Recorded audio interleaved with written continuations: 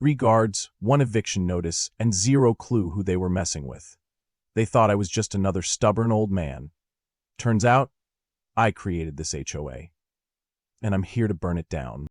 I hadn't planned on coming back. Not after everything. Not after they gutted the charter I wrote, turned the bylaws into a weapon, and paved paradise 1 condo at a time.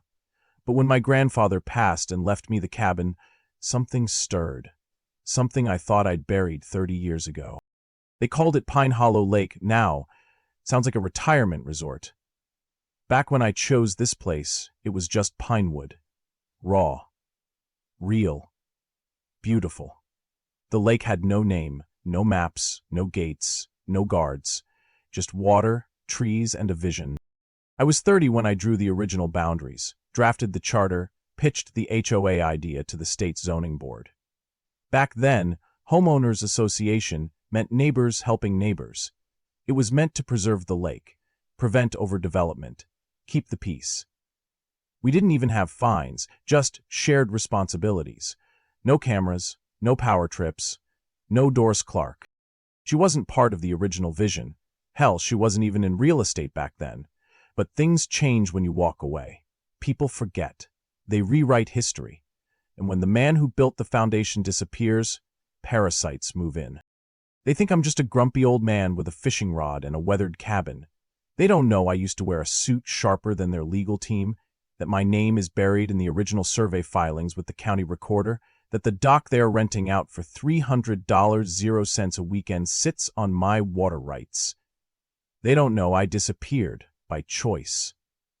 After the system I built got twisted, corrupted, sold off to developers like her.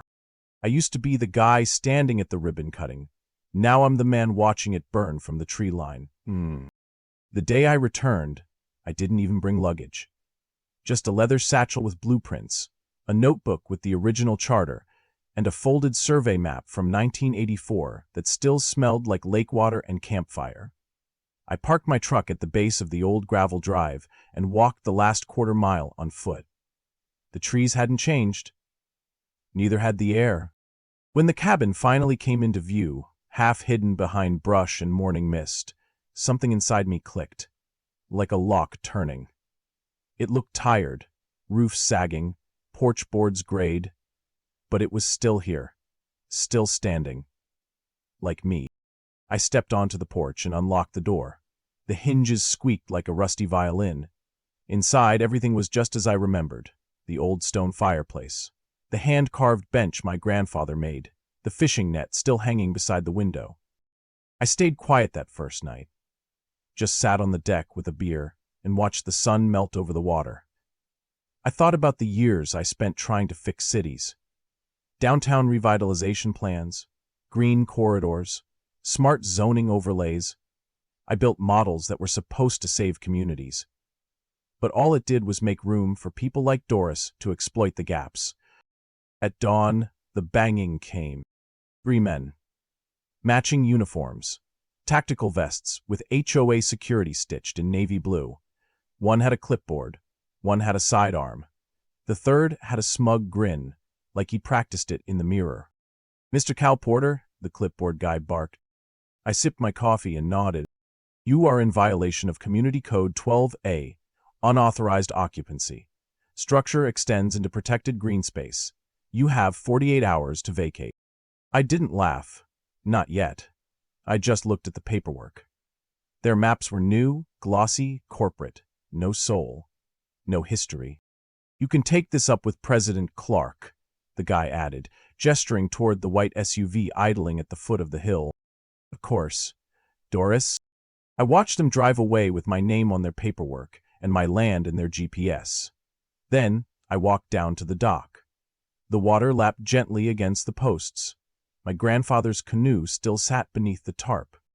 From the neighboring yard, an old voice called out, "Cal Porter?" I turned. "Thought that was you, damn." The man was sun-leathered and stooped but strong, a shovel in one hand and a Red Sox cap perched sideways on his head. "Shanley Maddock," he said, "you and your dad used to fish with me right off that cove." I shook his hand. He held on a second too long. "We've had trouble here, Cal, ever since Doris showed up. She's building things that shouldn't be built, running out the folks who made this place worth something. I nodded. She's using your own HOA rules, too. Not that any of us voted on half of them. I didn't answer, but inside, something had started moving again. This wasn't just about a cabin anymore. It was about fixing what I helped break. That night, I couldn't sleep. Not because I was scared, but because everything felt too familiar. I'd seen these tactics before, in cities, suburbs, rural townships. The same pattern: make a rule, then weaponize it against the people the rule was never meant for. I sat in the cabin flipping through their eviction notice. It looked official, watermarked, notarized, signed by Doris Clarke herself. But I knew what I was looking at. Bureaucratic theater. They were hoping I'd panic, leave quietly, not ask questions. They didn't know who they were dealing with. By morning, I'd already pulled out my grandfather's file drawer. He was a meticulous man, kept everything. I found deed copies, survey maps, tax receipts dating back to 1961. At the bottom was a leather folder labeled HOA, Original Charter and Boundaries. Inside was the blueprint. My blueprint. The one I submitted to the state 3 decades ago when I first mapped out Pinewood. It included property lines, environmental easements, dock rights, and the original land use philosophy. Handwritten by me. And what it showed? My cabin didn't intrude on HOA land. The HOA had intruded on mine. Later that afternoon, I walked down to the dock again and noticed something odd. The cleats on the posts, new. The rope phrase, recent. Someone had been tying off boats here. But not mine. Doris has been renting out your dock, Shanley said, appearing with a rake in hand. $200 a pop for weekenders. She figured with your granddad gone, no one would check. I stared at the water, pulse pounding slow and heavy. Did she do this with anyone else? I asked.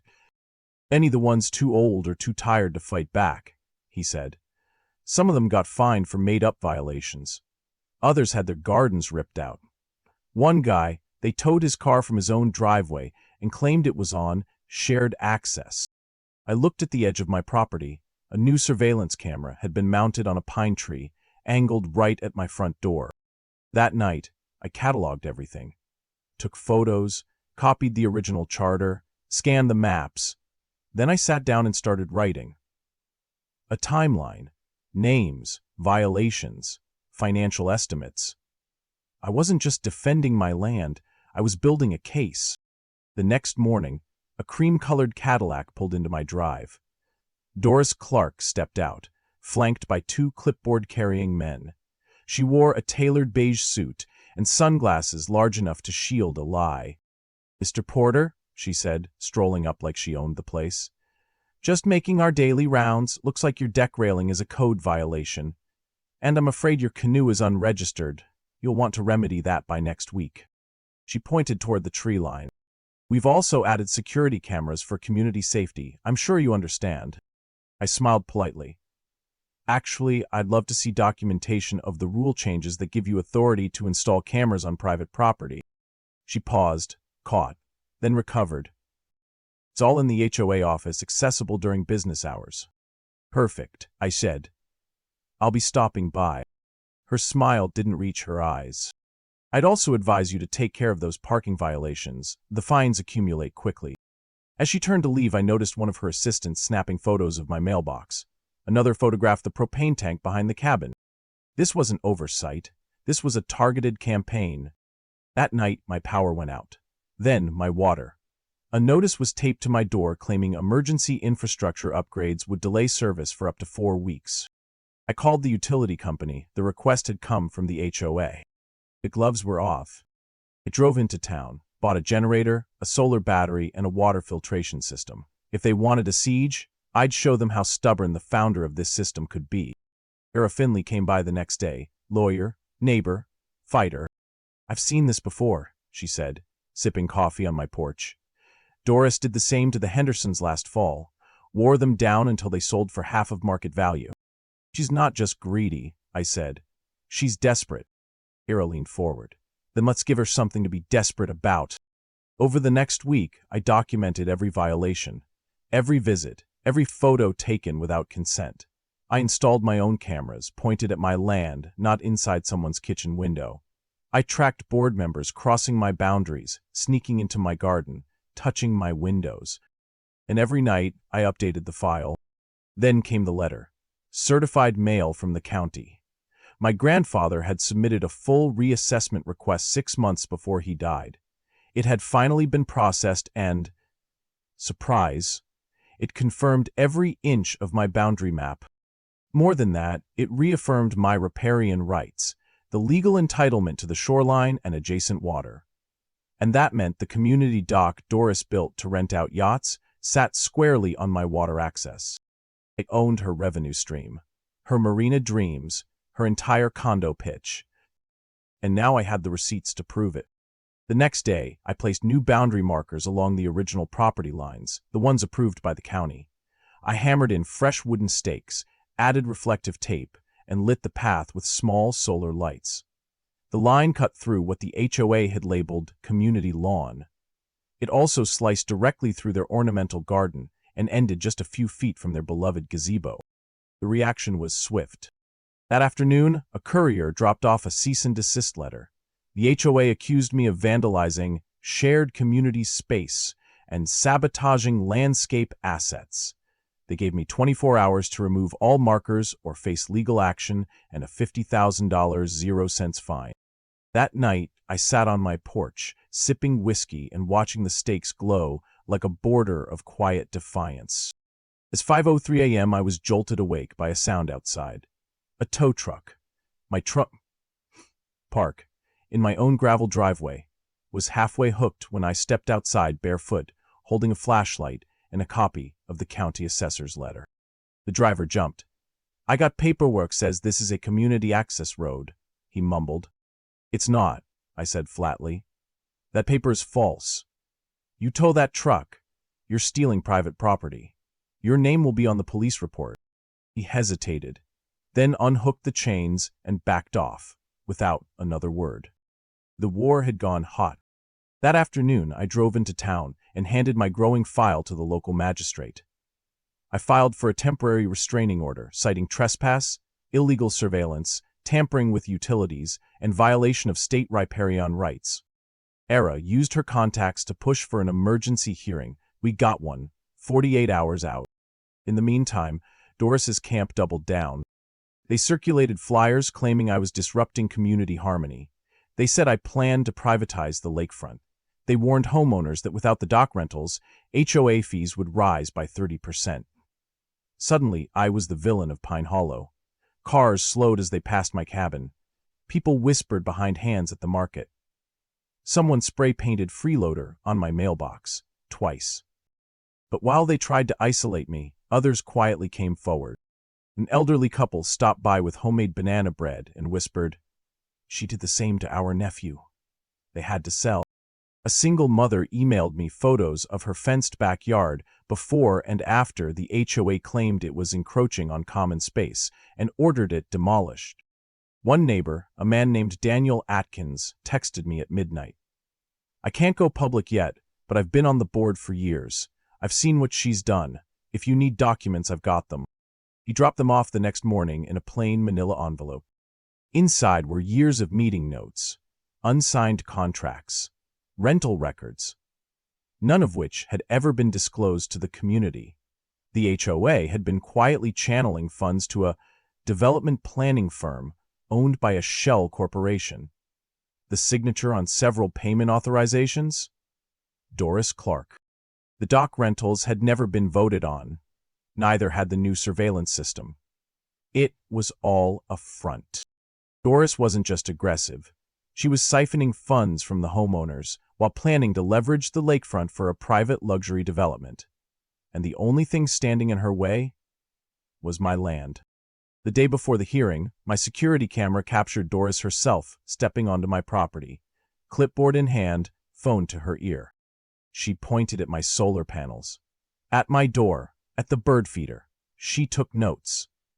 Then, unbelievably, instructed a maintenance worker to pry open my storage shed. "We're looking for any unregistered tools," she said, voice crisp. The shed was empty except for fishing poles, a tarp, and an old tackle box. But it didn't matter. They weren't trying to find violations. They were trying to fabricate one. That evening, as I prepped my notes for court, I found something I hadn't seen in decades. Inside the back of my grandfather's survey book was a sealed letter addressed to me. "Cal," it began, "they will come after this place when I'm gone. But remember, this lake was always yours to protect. Not because of the deed, but because of the purpose. You created the rules. Now it's time to decide what they're really worth." I folded the letter and tucked it in my shirt pocket. The next morning, I shaved, put on a clean button-down, and walked into that courthouse like I had 30 years ago. Only this time, I wasn't there to design a system. I was there to dismantle it. The courthouse was packed. People murmured in the back rows. A few local journalists whispered into their phones. The HOA board sat up front, stiff-backed and stone-faced. Doris Clarke was front and center, wrapped in white silk and arrogance. The judge, a tall man with gray hair and no time for nonsense, called the room to order. "This is a preliminary hearing regarding the injunction request by Mr. Calvin Porter against the Pine Hollow HOA. We'll hear arguments, then decide if further action is warranted." Doris's lawyer spoke first. Polished, expensive, but hollow. "Your Honor, Mr. Porter has been an ongoing disruption to community order. He refuses to follow guidelines, has vandalized shared property, and continues to fabricate claims of ownership beyond his legal lot." He gestured toward me, as if I were the neighborhood stray dragging in trash from the woods. Then it was my turn. I stood, took a breath, and placed a single binder on the table. Inside, certified maps, notarized deeds, surveillance logs, the original HOA charter, the county's boundary reassessment, and a printed still from the camera that caught Doris trespassing. But I didn't open the binder. Not yet. "Your Honor," I said, 33 years ago, I submitted the original zoning charter for what was then Pinewood Lake. I designed the land uses map. I proposed the first HOA model, submitted to the state for recognition. My name is on the foundational documents." Doris flinched. Her lawyer looked confused. I continued, "Over the years, that vision was warped. The HOA became a tool, not for stewardship, but for control. And last week, that tool attempted to evict me from land I both legally and conceptually created." I flipped open the binder and passed the judge a copy of the 1989 survey. The signature in the corner read, "Calvin R. Porter." The judge raised an eyebrow. "You're saying you're the original designer of the HOA?" "Yes, sir. And I have documentation to prove that every inch of this cabin, the dock, the water rights, they're mine. The community dock, which currently generates rental income, sits on a shoreline legally tied to my deed." There was a pause. The judge flipped through the survey, then the notarized reassessment. Doris stood up. "This is ridiculous. He left. He vanished for decades. He abandoned the community." I didn't even turn. I disappeared because I watched people like you turn something pure into something poisonous. She tried again. "He has no standing. No one appointed him. He doesn't speak for this age." As I looked straight at her now. "No," I said, "but I invented it, and I can damn well dismantle it." That silenced the room. The judge tapped his gavel once. Quiet in the gallery. Then he leaned forward. "Miss Clarke, is it true that you authorized the installation of surveillance cameras on Mr. Porter's property?" She hesitated. "I believed it was HOA managed." "Do you have documentation of shared ownership?" "No, but did you authorize towing his vehicle from his own driveway?" "I was told it was community access." "You were wrong," the judge slapped the file shut. "And unless you have material counter-evidence, I am granting Mr. Porter's injunction effective immediately." Gasps rippled through the room. "Furthermore, I suggest this board reconsider its leadership. There is, quite clearly, a conflict of interest, if not outright abuse of power." Doris paled. Her lawyer whispered something sharp into her ear. She ignored him. "I've carried this community for years," she snapped. "Those rotting cabins were dragging down property value. My vision was progress." I smiled, just a little. "You mean profit." She pointed a trembling finger. "You don't belong here anymore. "You're a ghost." And that's when I leaned forward, hands resting on the table. "You're right," I said quietly. "I am a ghost. Of the community you destroyed." Her voice cracked, loud enough for every phone in the gallery to pick up. "Once these condos are built, people like you will be priced out anyway. That's the point." Silence fell like a dropped gavel. That was it. The unfiltered truth. She'd said the quiet part out loud. Phones buzzed, cameras flashed. Someone behind me whispered, "She's done." The judge didn't even look at her again. "This court is adjourned." Doris stormed out, her heels hammering the tile like a war drum no one marched to anymore. But I stayed. I stood in that room and shook every hand that came to me. Neighbors, strangers, people who'd been too afraid to speak until now. And for the first time in decades, I didn't feel like a ghost. I felt like the founder. I didn't sleep much that night. Not because I was worried, but because something had shifted. The fight was no longer mine alone. What started as a personal defense had become a collective reckoning. People were waking up. The following morning, I stepped out onto the porch and saw 3 neighbors I hadn't spoken to in years raking leaves off my driveway. No one said a word. They just kept working, like it had always been their job. Like it always should have been. A teenage boy who lived 2 cabins down brought over a bag of concrete mix. "My dad said you'll probably want to reset the dock anchors," he muttered.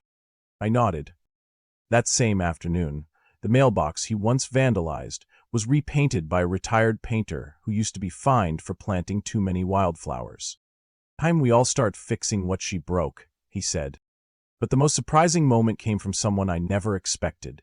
Daniel Atkins, the HOA board member who had slipped me the manila envelope weeks ago. He showed up with a laptop and a quiet voice. "Cal," he said, "the board voted to remove Doris permanently. They want you to oversee the transition." I blinked. "You want me back in the system I created?" "No," he said. "We want you to help rebuild it. From the ground up." I didn't answer immediately. We stood on the deck, watching the lake shimmer. The same lake that had once held promise, then power, then control. And now, maybe again, possibility. I called Era that evening, told her everything. "I'm not interested in revenge," I said. "Not anymore. I want to restore the spirit of what this was meant to be. A community, not a company." She smiled through the phone. "You're finally ready to lead again." I exhaled slowly. This time, only if I'm not the only one leading. 2 days later, we held a town hall meeting at the rec center. No podium, no titles, no pretense. Just folding chairs, open windows, and a handwritten sign that read, "Neighbors First," again. I didn't give a speech. I didn't need to. I passed around printed copies of the original HOA charter. Then I handed out a revised version, annotated and updated, with input from Aaron, Sanley, and half the folks in that room. "We don't need to destroy everything," I said. "But we do need to remember why we built it." A woman from the back stood up. "I've lived here for 15 years and I've never once been asked what I wanted this place to be. Until now." That's when it started. Voices rising, not in anger, but in clarity, in ownership. Ideas were shouted, notes scribbled, people laughed again, not cautiously, not under their breath, but openly, fully, together. We created a task force for dock access, a committee for reviewing fines, a monthly open forum. The same tools that Doris had used to isolate, we now use to reconnect. And just like that, the roots took hold again. That weekend, we held a cleanup. Over 50 people showed up with gloves, garbage bags, paint, and coffee. The unauthorized birdhouses came back. So did the flower beds. But the most powerful moment came when an older man, his knees worn out and his eyes glassy, stood beside me with a tool belt and whispered, "I never thought I'd see this place come back to life, but here we are." We didn't need a ribbon cutting. We just needed each other. Months passed, and slowly, Pine Hollow became Pinewood again. Not in name, not on paper, but in spirit. The condos never broke ground. Investors pulled out after a state audit exposed Doris Clarke's financial mismanagement. She was charged with multiple counts of HOA fraud, misappropriation of community funds, and perjury. Her mugshot ended up on the local news and a few national blogs that labeled her the HOA queen who fell from grace. Her luxury real estate firm folded within weeks. Last I heard, she's managing a strip mall outside Reno and driving a used Buick that smells like desperation. Meanwhile, back at the lake, something remarkable happened. Not flashy, not loud, but real. Neighbors started sitting on each other's porches again. Kids played barefoot near the water without someone yelling about insurance liability. A group of volunteers turned the old HOA office into a community center stocked with donated books and fresh coffee. I didn't stay in charge. I didn't want to. And instead, I helped set up the Pinewood Property Council, an open, rotating body where no single voice could drown out the others. No secret meetings, no fines without discussion, no surveillance cameras unless unanimously approved. We wrote everything down, printed it out, posted it on the community board with a Sharpie headline. The new rules, built by everyone, enforced by reason. One Sunday afternoon, we hosted a lakeside barbecue. Burgers, blues music, and barefoot dancing in the grass. That night, as the sun dipped low and fireflies blinked across the water, I stood beside Era and watched neighbors laugh like they'd never been afraid to. She leaned toward me. "You ever think this would happen?" she asks. "Not like this," I admitted, "but maybe that's the point." Era stayed. So did Shanley. So did dozens of families that once had one foot out the door. And me? I made the cabin permanent. Reinforced the dock. Repaired the roof. Even planted tomatoes next to the porch, like my grandfather used to. But I didn't just stay for nostalgia. I stayed because something rare had taken root. A second chance at community. Not the kind you put on brochures, the kind you fight for, the kind you protect. And just when I thought the story had ended, I got a letter. It was handwritten, crinkled, postmarked from another county. Inside was a single sentence. "They're trying to take our homes, too. What you did gave us hope." No name, just initials. Personal. That week, we created the Pinewood Legal Defense Fund, seeded with the restitution money from the lawsuit we won against the old HOA. The fund would support any homeowner in the state facing unjust action from corrupt associations. Legal aid, public exposure, strategy. We called it the Ghost Fund. Era came up with the name. I just nodded. Fitting. 1 year later, I stood at the edge of the lake, a clipboard in hand and sunlight flickering on the water. We were dedicating the shoreline as a protected conservation zone. No future board would be able to sell, lease, or revitalize it. It would stay as it always should have been, wild, clean, untouchable. As the last signature was added, Daniel turned to me. "Feels like we built something new." "No," I said. "We just remembered how to protect what was already ours." He smiled. "So glad you came back." I looked out across the lake where kids were skipping stones and a retired veteran was teaching his grandson how to tie a fishing knot. "Yeah," I said. "I think I came back at the exact right time." Later that night, I sat on the porch with a cold beer and Era's hand in mine. We watched the stars blink awake, one by one. And I thought about something my grandfather used to say. Build things that outlive you, but more importantly, build people who will protect them. Turns out, we'd done both. And maybe, just maybe, that's how ghosts finally rest.